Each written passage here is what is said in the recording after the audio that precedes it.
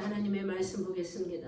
아버지가 주신 생명의 말씀 느헤미야 1장 1절에서 3절 구약 727페이지 제가 가지고 있는 성경으로는 우리 찾으셨으면 한 목소리로 합독합니다. 시작! 하가랴의 아들 느헤미야의 말이라. 아닥사스다 왕 제20년 기슬루월에 내가 수상궁에 있는데 내 형제들 가운데 하나인 하나니가 두어 사람과 함께 유다에서 내게 이르렀기로 내가 그 사로잡힘을 면하고 남아있는 유다와 예루살렘 사람들의 형편을 물은즉 그들이 내게 이르되 사로잡힘을 면하고 남아있는 자들이 그 지방 거기에서 큰 환난을 당하고 능욕을 받으며 예루살렘 성은 허물어지고 성문들은 불탔다 하는지라. 아멘. 저는 오늘 이 말씀을 가지고 하나님은 희망의 사람을 쓰신다 라는 제목으로 하나님의 말씀을 전하겠습니다. 하나님은 어떤 사람을 쓴다고요? 희망의 사람을 쓰신다. 제목만 들어도 막 희망이 막 솟아나죠? 우리 인사합시다. 하나님 여러분 사랑하십니다. 하나님 여러분 사랑하십니다. 오늘 이 시간에 예배를 오신 여러분을 한 사람 한 사람 주님의 이름으로 사랑하고 축복합니다. 오늘 특별히 성령 강림주일이라 성령님이 여러분을 너무나 사랑하셔서 한 사람 한 사람 머리에 안수하시고 성령이 임하는 그런 큰 복된 시간 되시기를 예수님의 이름으로 축복합니다. 사람이 마음대로 소원하는 대로 생각한 대로 이루어진다 그랬어요. 좀 그렇게 막 사모하고 좀 예배를 드리며 막 성령 안 오실 성령님도 딴 데 가다가도 오신다고. 아멘. 아마 그런 막 사모하는 마음이 있어야지. 성령님이 딴 데 가시려다가 저기서 나를 너무나 강력하게 찾네 하고 야야 나 찾지도 않는데 갈 필요 없다. 찾는데 가겠다. 아니 이렇게 오시는 그 성령님을 기대해야지. 할렐루야. 네. 오늘 그런 역사가 일어날 줄 믿습니다. 네. 우리가 이제 사명 시리즈 5편을 했어요. 여태까지 지난주까지. 그래서 이제 이번 주부터는 희망 시리즈 8편을 할 거예요. 8편. 그래서 느헤미야서 가지고 5편, 계시록 가지고 3편 이렇게 해서 이 절망적인 시대에 우리가 희망을 주는 메시지를 전하고자 합니다. 그래서 여러분들이 이제 이번 주부터 기대를 하시고 느헤미야서를 1장, 2장을 열심히 읽어오시기를 바랍니다. 그래야 여러분 더 말씀이 제가 여러분들 말씀이 좀 이해가 안 될 것 같아서 오늘 영상을 틀어서 보고 하고 듣게 한 거예요. 그럼 훨씬 이게 느낌 그러니까 와닿는 그런 게 이제 다를 것 같아서 여러분들이 이제 이 말씀을 많이 접해볼 수도 있지만 안 접해보신 분들을 위해서 제가 간단하게 이 느헤미야가 뭔가 느헤미야서가 뭔가 말씀을 드리고 이해를 돕는 차원에서 정리를 해드리겠습니다. 구약에 이제 39권 중에 에스라 다음에 느헤미야예요. 에스라 다음에 느헤미야인데 원래 에스라하고 느헤미야는 한 권이었어. 한 권이었는데 구약의 성경 학자들이 돕는 자, 독자의 이해를 이제 편하게 있게 하기 위해서 나누었다. 그러니까 에스라하고 느헤미야는 그냥 같이 붙어 있어도 되는 성경이에요. 근데 이제 그런 편리를 위해서 나눈 것으로 보면 되겠습니다. 여기 보면 막 예루살렘이 무너지고 뭐 성문이 불탔다 이런 말이 한 30편 뭐 정확히는 모르지만 약 한 30번은 나올 거야. 세보지는 않았어요. 굉장히 그 말이 많이 나옵니다.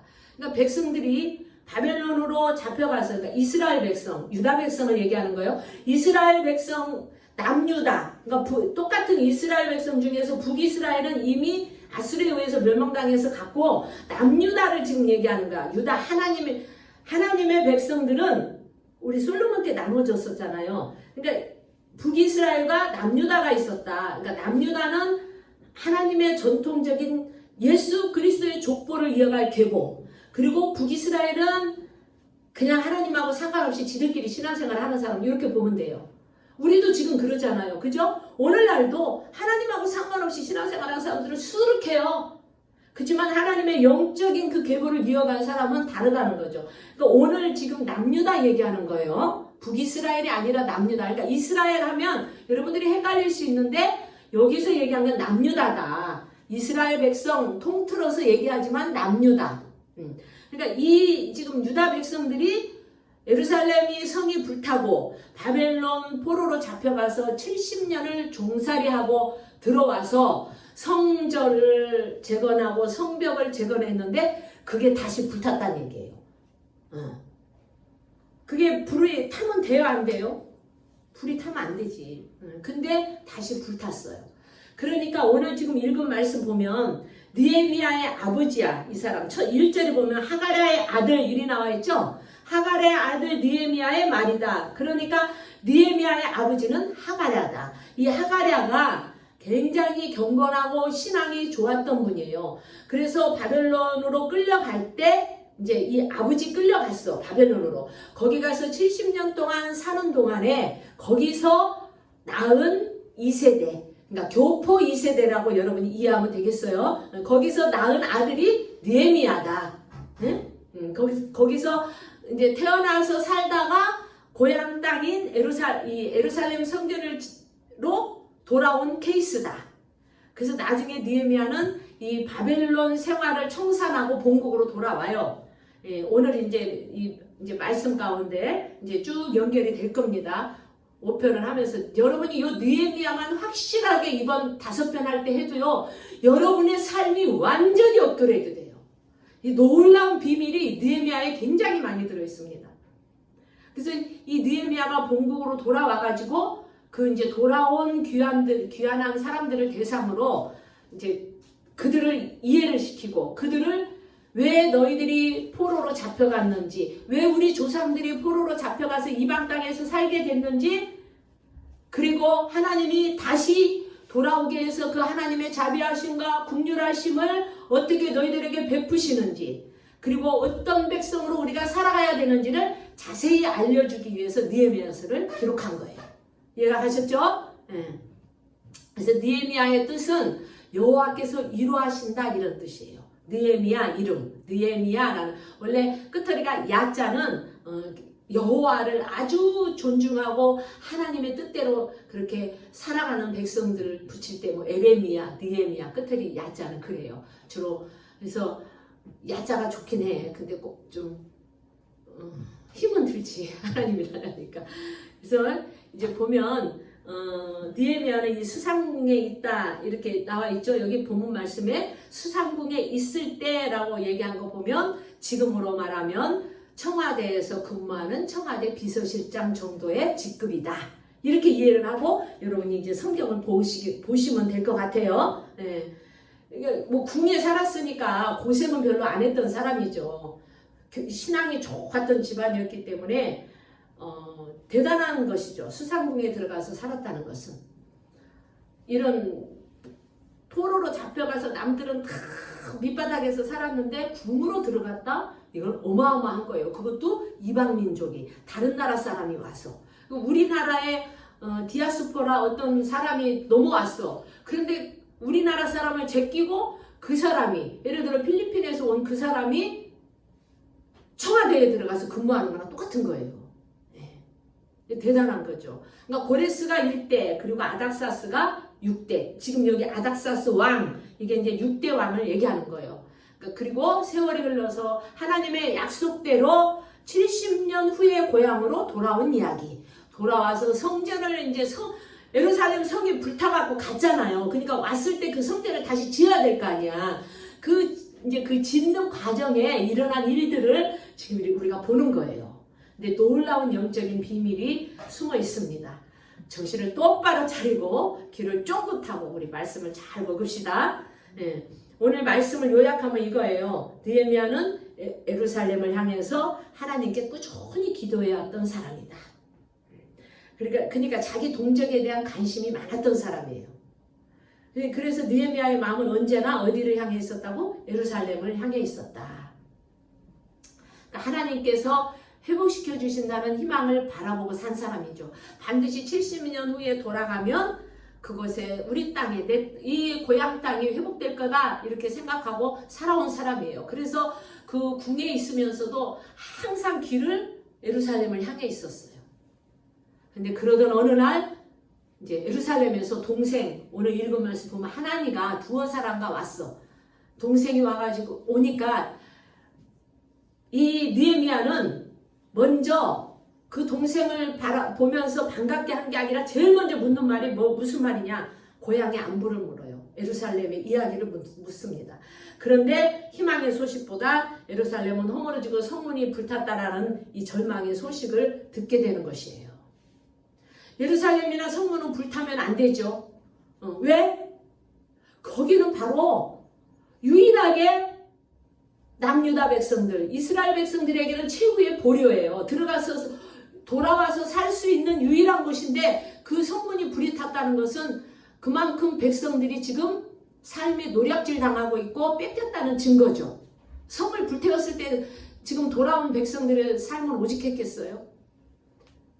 그런데 하나님은 이 예루살렘이 불탔다는 소식을 들어도 절망하지 않고 그 불탄 성문 그리고 허물어진 성벽이 아무리 멀리 떨어져 있지만 다시 하나님이 희망을 주시고 재건할 수 있다라는 그런 소식을 느헤미야에게 알려주신 거예요. 하나님은 오늘 또 그 무엇이 불탔다는 절망의 소식을 듣지만 희망을 잃지 않는 자에게 아무리 멀리 있어도 듣게 하신다. 할렐루야. 네. 왜냐하면 그 듣는 자가 불탄 성문을 재건할 수 있는 유일한 희망의 하나님을 바라보기 때문입니다. 무엇을 바라보느냐에 따라서 여러분 우리의 인생이 달라집니다. 우리는 이번 이제 희망 시리즈를 통해서 희망의 하나님을 만나는 자가 되어야 될 줄 믿습니다. 희망의 하나님만이 우리에게 목적이고 자랑이어야 합니다. 이 코로나 시대에 어느 교회가 희망의 시리즈를 8번에 걸쳐서 하겠습니까? 할렐루야. 이 놀라운 역사가 우리 교회와 여러분과 그리고 가정 위에 일어나기를 축복합니다. 네. 느헤미야의 시작은 절망으로 시작해요. 첫 장 1장부터 불탔단 말부터 시작하잖아. 그죠? 들려오는 소식이. 그러니까 패전국이었던 유다 민족들이 바벨론에서 노예로 끌려와서 모진 고생을 해요.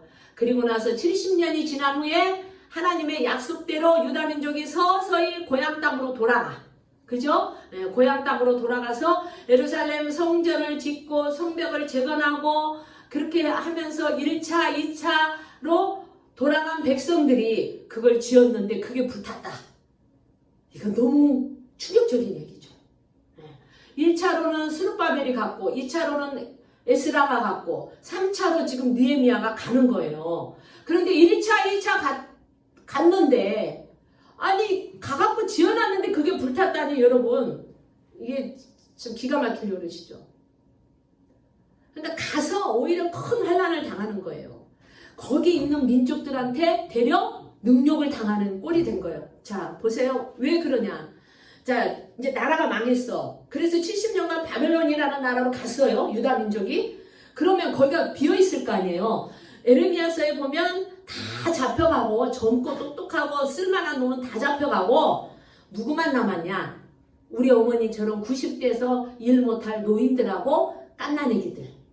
갓난애기들도 데려갈 사람은 데려갔어요. 그런데 다 노인들만 그것도 많이 남겨놓은 게 아니라 소수의 노인들만 남겨놨으니 그 사람들이 그 땅을 재건할 힘이 없죠. 그러니까 어떻게 됐겠어요? 거류민들, 이쪽 저쪽에서 이방인들이 다 들어와서 살면서 70년간 털을 잡고 살면서 새끼 낳고 거기서 땅 일구고 집 짓고 살다 보니까 어떻게 해요?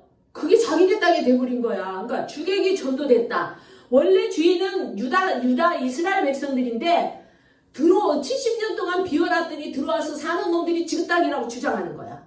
이해가 가세요? 네. 그러니까 이제 귀환에서 하나님의 말씀대로 약속대로 들어온 유다 민족은 와보니까 야 여기 우리 땅이야. 이제 니들 그만큼 살았으면 됐으니까 나가. 그러니까 이게 뭔 소리 하는 거야. 야 니들은 바벨론 가갖고 여태까지 종살이 하다 왔으면 거기가 누구 땅이지 거기서 살지 왜 기어들어와.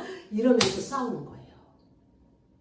그러면서 이 거류민들이 유다 민족들을 너무너무 괴롭히고 성도 불태워 예루살렘 성만 불태우면 없어질 것들이야. 불태웠을 때 바벨론 갔잖아. 그러니까 저 성 또 태우자. 그렇게 된 거야. 거류민들이. 그러니까 성도 불태우고 그나마 1차, 2차 들어와서 살면서 이렇게 좀 털을 잡고 사는 사람들을 약탈하기 시작하는 거예요. 약탈하고 그리고 농사를 좀 지어놓으면 다 뺏어가고 자녀들을 요즘으로 말하면 성폭행하고 이렇게 해서 살 수가 없게 만든 거예요. 이 소식을 느헤미야가 듣는 거예요. 기도 안 막힌 얘기죠. 요즘 지금 말하면 팔레스타인하고 지금 이스라엘 싸움이에요. 여러분 지금 계속 뉴스에서 나오잖아. 팔레스타인하고 이스라엘 싸움. 응? 이 팔레스타인이 원래 이스라엘 지금 옆에 그 국경의 옆에 있으면서 계속 이스라엘 백성 지금 이스라엘 나라를 괴롭히잖아요. 느헤미야 때처럼 똑같은 거예요. 그러니까 남녀나는 경제적으로 군사적으로 종교적으로 민족적으로 미움을 당하는 거예요. 그러니까 급기야 거류민들이 완전히 뭐 농기구부터 시작해서 집까지 다 뺏는 거죠. 그리고 불태워버리는 거죠. 이 소식을 느헤미야가 듣고 너무 기가 막힌 거야.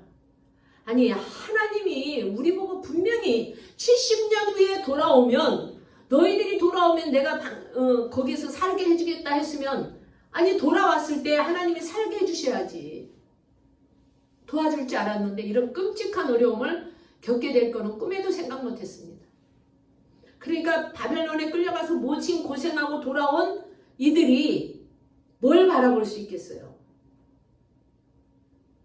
하나님이 살게 해줄 거라는 희망을 바라보고 왔는데 오히려 세워진 성전과 성문은 다 불에 탔어요.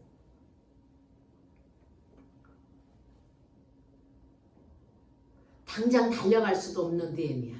느헤미야가 왜냐면 당장 뭐 수상궁에 있으면서 이 뺏긴 그곳에서 그 궁에서 일을 하는데 그런 소식 들었다고 막 자기 동족들 데리고 다시 갈 수 있는 그런 상황은 아니잖아요.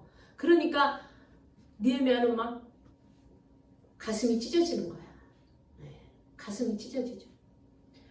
1차 스룹바벨이 갔을 때 연도수하고 2차 간 다음에 3차 갈 때까지는 약 100여 년 정도의 어쩌면 그 기간이 있었어요. 그렇기 때문에 상당히 시간이 많이 흐른 뒤에 귀환을 한 겁니다. 여러분, 희망은 절망 가운데 있는 모든 것들을 다 태울 수 있는 능력이 있는 거예요. 하나님은 모든 사람들이 이 절망의 상황에서 좌절하고 낙심하고 있을 때 멀리 있지만 이 느헤미야에게 이 소식을 전한 것은 느헤미야가 희망의 사람이기 때문에 그랬어요. 얼마나 끔찍한 이런 상황인 것을 정확하게 하나님이 느헤미야에게 알려줬던 것은 바로 느헤미야의 인생의 터닝 포인트가 된 것입니다. 느헤미야가 이 소식을 듣지 않았다면 굉장히 편안하게 살았기 때문에 궁에서 편하게 살았기 때문에 고향으로 돌아올 생각을 그렇게 하지 않았어요. 아니 편하고 잘 사는데 굳이 지금 뭐 불타고 다 뺏어가고 뭐 아무것도 없다는데 오고 싶은 사람이 어디가 있어. 그러나 이는 반드시 그 성전을 하나님이 다시 재건해 줄 거라는 희망이 있었던 사람이에요. 그래서 이는 그 소식을 듣고 자기가 다시 고향 땅으로 돌아가야 되겠다는 이 인생의 터닝 포인트가 되는 계기가 된 거예요. 자, 여러분 보십시오. 어떤 말을 들어도 참 놀랍잖아요. 그 소식을 들었을 때 어떤 사람은 절망의 사람은 나도 거기 가면 죽겠구나 하고 안 올라오는 사람이 있었을 거야.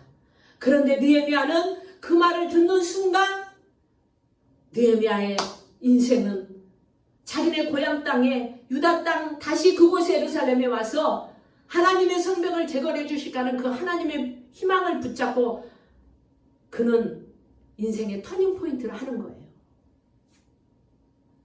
하나님은 비참한 소식을 들으면 그렇게 절망하지 않을 사람에게 소식을 전한다는 사실을 믿으시기 바랍니다.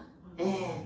하나님도요, 여러분에게 똑같이 지금 앉아서 예배를 드려, 여러분들이 내가 저 사람한테 이런 소식을 전하면 거기서 넘어져서 죽을 사람 같으면 하나님도 그 사람한테 그 소식 안 전해요. 하나님을 믿고 희망에 가득 차고 하나님을 믿고 끝까지 나오고 야 저놈은 뭔가 했어. 그 사람한테 가는 거야 하나님도. 예루살렘 성벽이 무너지고 성문이 불탔다 해서 모든 사람이 절망하고 있을 때 느헤미야는 절망하지 않았어요.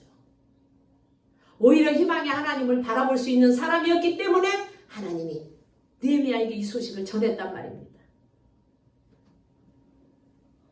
성문과 성벽이 그 성문하고 성벽이 모든 자신의 희망이었던 사람들, 그게 전부였던 사람들은 불탄 것 같지만 느헤미야는 성벽과 성문보다 하나님이 전부였기 때문에 희망이 있었던 거예요. 우리는 그걸 너무나 모르는 것이죠.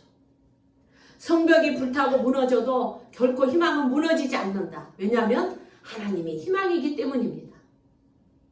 사람들은 여러분 무엇에 희망을 가지고 삽니까?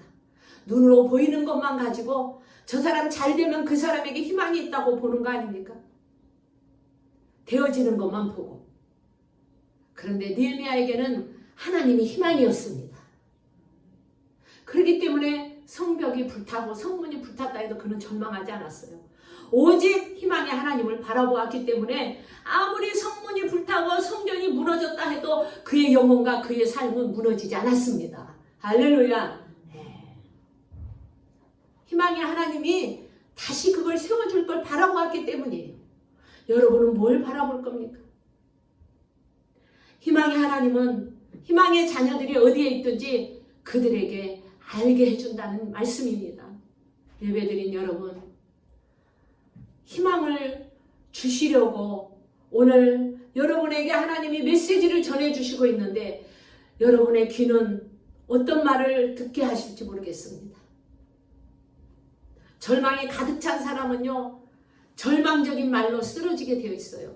그러나 희망에 가득 찬 그 느헤미야나 저와 여러분은 어떤 말을 들어도 절망하지 않고 희망의 하나님을 바라보기 때문에 모든 상황을 역전시킬 수 있습니다. 그리고 그걸 믿고 가야 됩니다. 희망을 볼 수 있는 자들은요, 찾아내서 절망의 말을 듣게 한다 할지라도 결코 그 절망의 하나님이 아닌 그 희망의 하나님을 바라보고 쓰러지지 않아요. 모든 순간에 희망의 하나님만 바라보게 되어 있습니다. 무너지게 하시는 하나님의 깊은 의도를 생각하죠. 어떤 일이 닥쳤을 때 왜 하나님이 이런 일이 닥치게 하셨을까? 이걸 생각하면서 그 안에서 거기서 포기하지 않고 반드시 하나님이 이렇게 하실 때는 뜻이 있을 거야. 느헤미야가 지금 그런 거거든요. 다른 사람들은 세울 수 없다고 할 때 다시 세울 수 있다고 생각하게 하신 하나님. 하나님은 절망의 하나님이 아니라 하나님이 무너뜨리는 그런 분이 아니에요. 하나님은 언제나 어떤 것이 잘못되게 하고 그 뭔가 너무너무 절실한 그런 구덩이 속에 들어갔다고 본인은 생각하는데 하나님은 그 속에서 다시 세우시는 희망의 하나님을 우리는 봐야 될 줄 믿습니다. 하나님을 모르고 화려한 성문과 든든한 성벽에 자신의 인생을 건 사람들은 막 절망 가운데 빠졌죠. 그러니까 하나님이 온 거예요. 도저히 자기들끼리 어떻게 할 수 없으니까. 그러나 느헤미야는 정확히 하나님을 아셨어. 그래서 자신은 희망의 하나님을 붙잡은 거예요. 그 하나님은 우리 순복음의 특징, 없는 것을 있게 하신 하나님. 할렐루야. 무너진 것도 다시 세우고 불탄 것도 다시 새롭게 하시는 그런 하나님. 그분이 하나님이세요, 여러분.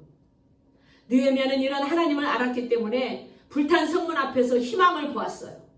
그래서 느헤미야에게 희망이 불탄 것이 아니고 느헤미야 안에서는 타버린 절망이 불탄 거야. 그거 다 태워버리고 어차피 탄 거 다 태워버리고 하나님의 능력으로 다시 세우리라. 할렐루야. 우리에게 이런 게 있어야 될 줄 믿습니다. 네. 사람이요 성격대로 인생 생각대로 가는 거예요. 계속 뭐 이렇게 하면 또 계속 그런 사람만 붙어. 그러나 희망의 하나님을 보고 뭔 소리? 하나님이 계시는데 탁 한마디 외쳐봐요. 그러면 그냥 붙었던 것도 뚝 떨어져 나가지. 느헤미야는 더 새롭게 하시는 하나님을 바라보면서 반드시 하나님께서 희망으로 모든 것을 새롭게 하실 그 심정에 다 거기서 그 절망의 소식을 들었어도 감사와 경배를 올려드린 줄 믿습니다. 그래야 돼요. 오히려 하나님은 가장 절망적인 상황에서도 든든하고 안전하게 지켜주시는 그 산성의 하나님이 되셨습니다. 여러분, 희망이 뭡니까? 희망이라는 것은 불에 타지 않는다. 아멘. 희망은 무너지지 않는 것이다. 희망의 사람은 어떤 절망 가운데도 여러분 말을 거꾸로 듣는 능력이 있는 줄 믿습니다. 예. 야, 맨날 만나면 그래요. 개척교회 하기 힘드시죠? 그럼 뭐야? 절망적인 말이잖아. 왜 그런 걸 물어요? 그죠? 근데 저에게는 언제나 거꾸로 듣는 능력이 있습니다. 아멘. 그래서 제가 뭐라고 하는 줄 압니까? 우리 개척교회이기 때문에 주님을 만날 수 있습니다. 저 정말 그래요. 어디 가셔도 개척교회 하시기 힘들죠? 아니요. 개척교회이기 때문에 주님을 만날 수 있는 능력이 있고 그곳에서 주님을 함께 할 수 있는 능력이 있기 때문에 저는 언제나 기쁘고 즐겁습니다. 그러니까 다 놀래요. 네. 성도님들이 많아요. 그래서 하나님이 함께하면 큰 교회고 하나님이 함께하면 큰 종이지 무슨 뭐 성도 숫자 갖고 따져요. 저는 그렇습니다. 할렐루야. 네. 저의 어떤 목회를 끌어가는 그런 마인드예요. 여러분들도 저처럼 이렇게 함께 저하고 함께 동역하니까 이런 희망의 하나님을 붙잡고 갈 줄 믿습니다. 어디 기죽지 마세요. 어디 가서 성도 몇 명이니까 꽉 찼습니다 하세요. 믿음대로 될지어다. 뭐 몇 명 숫자 세안해서 뭐 숫자 가르쳐주느라고 애쓸 필요 없어요. 다 지금 오늘도 문자 왔습니다. 20%만 앉아서 하라고. 그 우리가 지금 저 70석이에요. 저 교육감까지 하면은. 그러면 7, 24, 14명밖에 못 앉는 거야. 그래서 내가 허락받았어요. 20명 앉아서 예배 드리게 해달라고. 왜? 교육관 있지, 식당 있지, 문 열면 다 말씀 들리는데. 할렐루야. 우린 그렇게 말을 거꾸로 듣는 능력이 여러분에게 있기를 축복합니다. 남들이 절망이라고 할 때 희망을 본 사람들은 절대 절망하지 않아요.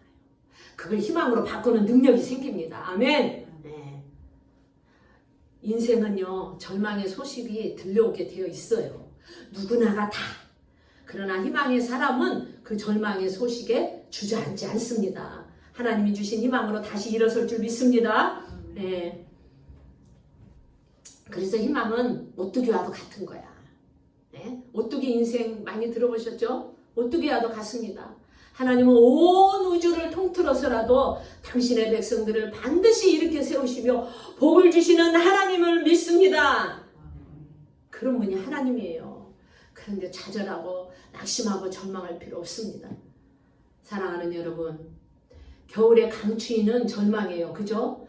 겨울은 꽁꽁 얼어붙어가지고 강추위에서 뭘 하겠습니까? 거기 낚시하러 갔다가 그 구멍에 빠져 죽는 것도 봤잖아요. 그러니까 겨울은 절망인 거야. 그러나 겨울이 있어야 만물이 소생하는 봄이 오는 것처럼 겨울 강추위 속에서 모든 세균이 죽어야 가을에 열매가 나온 줄 믿습니다. 여름에 알곡이 나오고 우리가 지금 먹는 모든 이런 과일도 싱싱한 과일도 겨울이 지났기 때문에 세균이 다 땅에서 죽었기 때문에 그들이 새싹이 봄에 쏟아나서 싹 나와서 열매를 우리에게 줘서 지금 딸기도 먹고 참외도 먹고 다 먹고 있잖아요. 신앙도 똑같은 거예요. 가을에 강추위가 땅을 쉬게 해야 겨울에 강추위가 이렇게 땅을 쉬게 해야 가을에 수확을 거두는 것처럼 여러분 인생 탓하지 말고 환경 탓하지 말고 상황 탓하지 말고 나는 그냥 안 된다고 왜 자기 스스로 안 된다고 포기를 그렇게 합니까? 그런 사람 없겠지만 혹시나 그런 사람이 있다면 오늘 느헤미야처럼 터닝포인트가 되시기를 축복합니다. 하나님이 희망으로 바꾸는 그런 능력을 여러분에게 주시기를 여러분이 사모해야 돼요. 그러기를 주님의 이름으로 축복합니다. 희망으로 모든 말들을 바꿀 수 있는 사람만이 희망의 사람인 거예요. 모든 것이 다 불타고 아무것도 남지 않는 인생에서 여러분 절망의 말들이 난무하고 절망의 상황 속에서 허우적거릴 때 모든 것을 희망으로 바꾼다는 그 하나님을 바라보시기를 축복합니다. 여러분의 삶이 다 불탔습니까? 오늘 희망의 주님을 바라보시기를 축복합니다.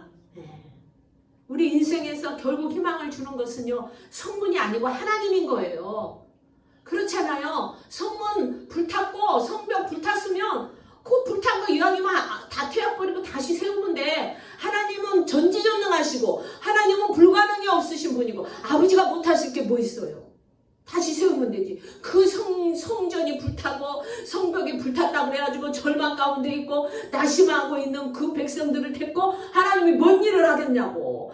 그러니까 멀리 떨어진 지금으로 보통 여기 지금 아닥사스왕이 있는 수상궁과 지금 예루살렘 성전은 약 1000km예요. 대략 1000km면 서울에서 부산까지가 450km입니다. 그러면 배가 된다고 생각하면 돼. 배. 그런 거리에 있는 사람에게 하나님이 왜 사람을 보내서 성전이 불타가지고 그렇다는 소식을 왜 전하겠냐고. 느헤미야는 희망의 사람이었기 때문에. 도적처가 거기 지금 와서 성전 지어놓고 뺏기고 울고 불고 앉아있는 애들 데리고는 하나님이 다시 어떻게 해볼 재간이 없는 거예요. 그러니까 사람을 시켜 보내잖아요. 여러분, 우리 인생에서 그 어떤 것이 불탔다고 해도요, 하나님을 붙잡고 있으면 절대 불탈 거 없습니다. 아멘? 네. 다시 세워주시는 거예요. 향기롭고 아름다운 그 모든 것들을 다시 주시는 분이라니까. 응? 우리가 나라 뺏기고 개인 삶 뺏겨가지고 그발 강가에 가서 쟤네들처럼 오늘 우리가 봤지만 그렇게 엎드려서 울어야 돼요? 하나님은 그걸 원하지 않아요. 다시 일어서기를 원해요. 하나님 우리에게 무너진 성벽을 보지 않고 그 성을 다시 세워주시는 희망의 하나님을 바라보게 하심으로 우리의 삶의 성을 굳건하게 지켜주시고 지어주고 싶으신 분이 하나님이십니다. 아멘. 절망을 희망으로 바꿔서 살아가는 이 사람이 있어서 제가 이게 좀 이렇게 준비를 했습니다. 이 사람은요, 절망만 만난 사람이에요. 어떻게 살아도 이렇게 살았을까? 그러니까 이 어릴 적에 부모에게 일단 버림을 받았어. 그래서 가까운 사람에게 또 강간을 당합니다. 10대의 미혼모가 돼요. 그리고 어둠과 절망의 긴 터널에서 아무것도 할 수 없었어요. 매일 눈물로 세월을 지내고, 우리가 그 상황 되면 우리도 그럴 수 있어요. 얼마나 그랬겠냐고. 그리고 자신의 그 인생을 한탄하고 절망할 때 희망의 하나님을 발견하기 시작했어요. 그래서 지금 그는 미국에서 가장 많이 기부하는 여자가 됐습니다. 퍼스트 레이디 다음으로, 그러니까 대통령 영부인 다음으로 기부를 제일 많이 하는 사람이 됐고 영향력이 큰 사람이 됐는데, 그는 희망의 사람으로 바뀌어서 모든 사람에게 꿈을 줬는데 그는 하나님을 붙잡았기 때문에 그런 사람이 됐다고 거기 나와 있어. 간증이. 모든 사람의 희망의 사람이 되었어요. 그녀의 이름이 누군지 아십니까? 바로 그녀는 희망의 오프라 윈프리. 오프라 윈프리. 인터넷에서 쳐보면 아주 예쁘고 잘생겼더라고요. 누구를 붙잡냐에 따라서 인생이 달라지는 거예요. 지금 이 여인이 일어설 수 있는 상황이 아니잖아요. 그런데도 그는 희망의 하나님을 붙잡고 하나님이 자기를 이렇게 세워줄 거라는 걸 믿고 사는 거예요. 그러니까 하나님이 이렇게 세워줬어요. 여러분, 희망의 사람은 가장 소중한 것이 불에 타도 절대 절망의 상황에서 울지 않아요. 다시 새롭고 튼튼하게 지어줄 하나님을 바라보는 거예요. 모든 절망의 말을 듣지 못하게 하는 귀가 있어. 그런 사람에게는 어떤 말이 들려와도 절망의 소리를 안 들리게 하셔요. 왜? 하나님이 그 길을, 그런 소리를 막아주는 거예요. 저와 여러분이 이래야 되지 않겠습니까? 아멘? 네. 놀라운 귀를 갖고 있는 거예요. 우리에게도 이런 희망의 귀를 갖기를 예수님의 이름으로 축복합니다. 네. 제가 자랑이 아니라 그래도 저의 어떤 조금 같이 이게 합력하고 같이 목회하니까 저의 이런 어떤 이 듣는 귀, 저는 정말 절망의 소리는 잘 안 들어요. 어떤 사람이 부정적인 말 하면 안 듣고 그냥 이렇게 제 스스로가 쳐내버려요. 왜? 주님이 우리하고 함께 계시는데 우리가 지금 뭐 이렇게 작은 교회에서 예배 드린다고 평생 이렇게 작은 교회에서만 예배 드리겠어요? 아니잖아요. 저와 여러분에게는 지금 주님이 우리를 향한 교회 3,000석 300석 그 꿈을 가지고 가잖아요. 아멘. 네. 그분이 희망의 하나님이 우리에게 그 희망을 주신 거예요. 모든 절망을 희망으로 듣는 능력을 가지게 해준 줄 믿습니다. 네. 느헤미야에게 성벽은 너무나 약했지만 그에게 그 불탄 성벽이 새롭게 해주고 싶었던 그 희망의 하나님. 그래서 첫 번째 성벽은 불탔어야 돼. 느헤미야에게는. 그죠? 네. 왜냐하면 이것이 이루어지기 위해서는 첫 성문이 불타야 돼요. 자기네들이 와가지고 그러니까 1차, 2차 와서 지었으니 아니 와서 보니 돈이 있어 뭐가 있어요. 안 그렇겠어요? 그러니까 짓다 보니까 허술하게 진 거야. 허술하게 지어서 안 그래도 하나님 마음에 그렇게 뭐 썩 들지는 않았는데 와갖고 거류민들이 그걸 다 불태워버리네? 약탈하고? 하나님이 불태워서 하나님이 지어주면은 내구성이 어떻게 해요? 강하기 때문에 처음에 불탄 것은 하나님이 탔지만 어떻게 없애지 않았잖아요. 그죠? 다시 세워주잖아. 다시 세우는 거야. 그러니까 하나님이 불태우면 내구성이 약해서 하나님이 불태우면 그 약한 내구성이 다시 강해진다. 이해가 가십니까? 그러니까 하나님은 약한 걸 다시 강하게 세운다는 얘기예요. 태워졌지만 결코 태워지지 않도록 다시 세우신다. 이런 놀라운 은혜가 우리 모두에게 있기를 축복합니다. 오직 희망의 사람만이 하나님이 새롭게 만든다는 사실, 이 의도를 여러분 정확히 알아야 돼요. 절망의 사람한테 가서 하나님이 태우고 다시 안 세운다니까요. 오늘의 여러분이 가져가야 될 말씀, 아무리 내가 능력이 있고 돈이 많아도 절망의 사람에게는 하나님이 그 사람을 통해 일을 하지 않는다는 거예요. 희망의 사람에게 하나님은 가서 다시 태우더라도 이렇게 세운다는 거야. 그 하나님의 의도를 여러분이 정확히 알아야 될 줄 믿습니다. 네. 그래서 느헤미야는 모든 것이 불탄다는 소식에도 절망에 쓰러지지 않았던 거예요. 그는 진정으로 이 시대의 위대한 희망의 사람이었죠. 여러분, 우리에게도 여러분이 희망의 사람이고 긍정적인 사람이면 돕는 자를 붙여줄 줄 믿습니다. 그리고 희망의 사람이 와서 소식을 듣게 해요. 어디에 좋은 일이 있다. 그리고 어디에 좋은 걸 준비해놨다. 너를 위해서 좋은 걸 준비해놨는데 한번 보지 않겠니? 하나님이 이렇게 소식을 전해준다니까요. 아멘. 네. 맨날 부정적으로 막 입술에서 막 이 마음에 있는 게 입으로 나온다고 그랬는데 막 입안에서 나쁜 소리, 안 좋은 소리, 부정적인 소리 해봐. 하나님 왔다가도 너는 아직 안 돼. 멀었다. 돌아간다니까요. 절망이 오는 것은 희망의 하나님을 모르기 때문에 오는 거예요. 사랑하는 여러분, 이제 우리는 희망의 교회, 우리는 희망의 목회, 우리 희망의 성도가 됩시다. 아멘. 우리 기독교의 본질은요, 희망이에요. 특별히 우리 순복음의 신앙은 희망 아닙니까? 우리가 설령 사역이 불타고 목회가 불타고 우리의 능력이 불탄다 할지라도 오직 하나님을 바라보는 자는 그 죄 중에서도 구원을 받을 것이고, 사역이 튼튼하고 목회가 튼튼하고 뭐 돈이 있고 능력이 튼튼하다 할지라도 하나님을 바라보지 않는 자는 자기의 의 속에서 결국 버림을 받게 되어 있어요. 복음이란 뭡니까? 불탄 인생이 불타지 않는 신앙하고 희망의 하나님을 만나는 것이 복음인 줄 믿습니다. 그래서 우리는 영원히 저 천국에 가서 불타지 않는 인생을 그 천국에서 누리고 살게 되어 있어요. 여러분의 모든 것이 불탔다 해도 여러분 낙심하거나 절망하지 마십시오. 희망의 하나님을 체험하게 되는 그날이 올 걸 믿으시기를 바랍니다. 여러분, 느헤미야 29장 7절에서 뭐라고 했냐면 너희를 향한 나의 생각을 안 하니 평안이요 재앙이 아니니라. 너희에게 미래와 희망을 주는 것이니라. 그러니까 하나님은 언제 어떻게 하신다고? 성벽이 불타고 성전이 불탔다 할지라도 그건 너희에게 재앙이 아니라는 거예요. 너희에게는 바로 미래와 희망을 주는 내가 있다. 하나님. 바로 하나님은 우리에게 미래와 희망이다.